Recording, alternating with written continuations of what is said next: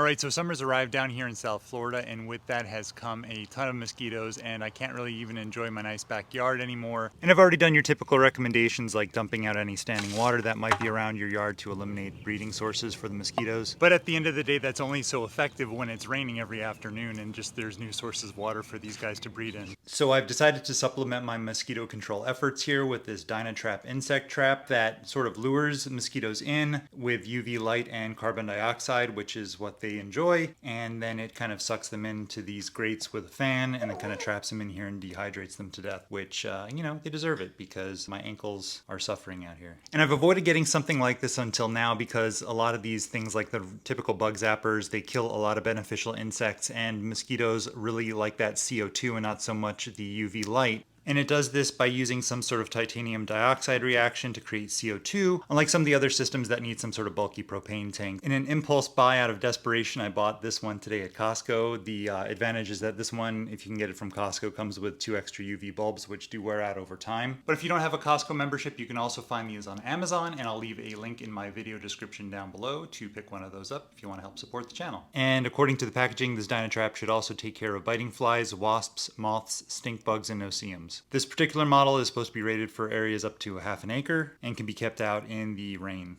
So in the rest of the video, I'm going to go ahead and set up this Dynatrap in my yard and see what sort of insects it attracts, and I'll post my results at the end of the video. Alright, so let's see what we have inside the box for the Dynatrap.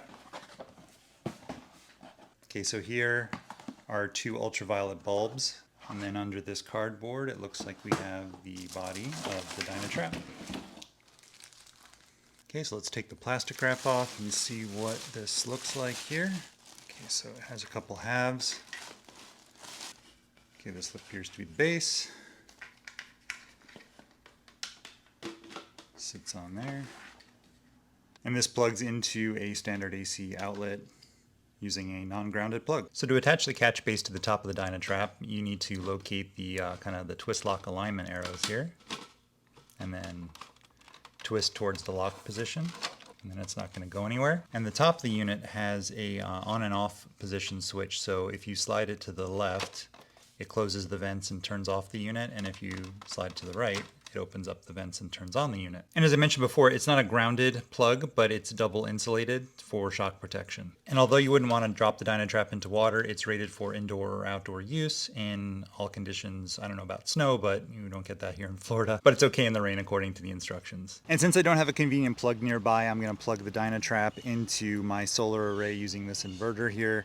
And if you are curious, I'll put a link in my video description to that as well if you want to try doing solar-powered mosquito killing. So depending how this works out, I'll probably do a better solution later, but this is fine for temporary. And there's nothing more permanent than a temporary solution. And now that the solar inverter's on, I should be able to check the Dynatrap and see if it's getting power. So now the Dynatrap is on, and I've moved the microphone to the back of it so that you can hear the fan going. And you can probably also see the purplish glow from the Dynatrap's UV light. And it's about 11 o'clock out here, so it's pretty sunny, and you can still see the glow of the UV bulb. So I'm hoping that this attracts even in the daytime. The instructions definitely do say that it's going to catch more at night, but it says to leave the Dynatrap on 24 hours a day for best results. And I have the Dynatrap positioned in a part of my yard that I do tend to get a lot of bug bites in, so we'll see what this finds even in the daytime, and I will check back in later, so stay tuned. So now we can get a better look at that UV bulb glowing at night. And as you can see, the Dynatrap is being swarmed by all kinds of flying bugs. And I definitely see moths, but let's go in closer to see if there are any mosquitoes in the trap. Alright, so the sun's come up about an hour ago, and it's been about 20 hours since we set up the Dynatrap in my backyard. Overnight, you can see that it caught a ton of bugs down here. As far as how many of these are mosquitoes, it remains to be seen, but there's definitely a ton of moths down here.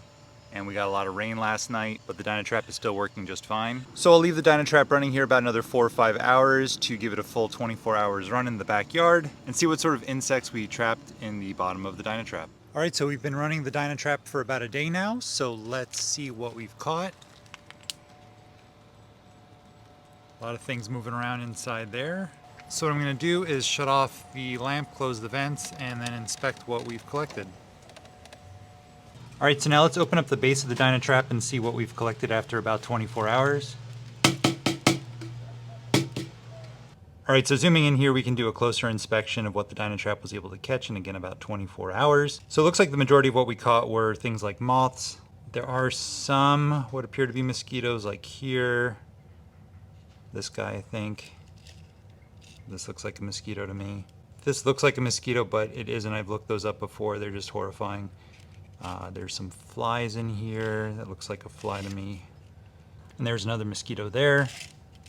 A lot of various winged creatures that were in the bycatch here. So it's kind of hard to tell. I mean, the moths are definitely bigger, so you know, one could maybe incorrectly assume that that's what the majority of what the catch is, but I mean, it does appear to be at least like 30-40% of what was caught were moths, which is not really a big surprise to me considering they're attracted to light, and this was running overnight when they kind of really dig that sort of thing. But it does look like mosquitoes were caught as well. So from what I can see, the Dynatrap would have some sort of effect on the, you know, overall population of winged insects that might be bothering you at nighttime. But I don't know if this would be necessarily your mosquito solution. And if you're worried about, you know, bycatch, this certainly does catch a lot of non-target insects. So for me anyway, I'd have the same sort of ecological concerns as I would a bug zapper. Though it's a bit more easy to observe the fact that you are in fact catching mosquitoes with a design like the Dynatrap, since, you know, you can actually observe what was caught, whereas on a bug zapper, everything is kind of charred to oblivion. So it appears to be working at least to some degree, and if you believe the claims on paper, it should be more effective than a typical bug lamp, because the Dynatrap claims that the additional features that it has on it for emitting carbon dioxide and heat should more effectively attract mosquitoes than just insects that are generally attracted to bright UV light.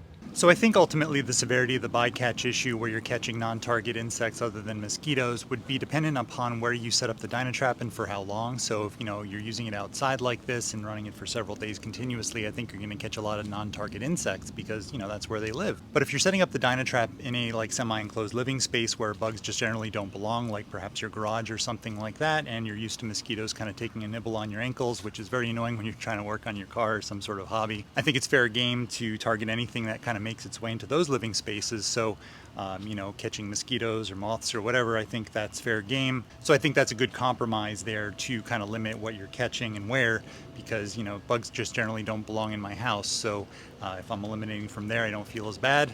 So if you were looking for ways to control the amount of mosquitoes that were bothering you in the summertime, and you were debating between a typical bug lamp and something like the Dynatrap, I hope that this review was helpful in making your ultimate decision.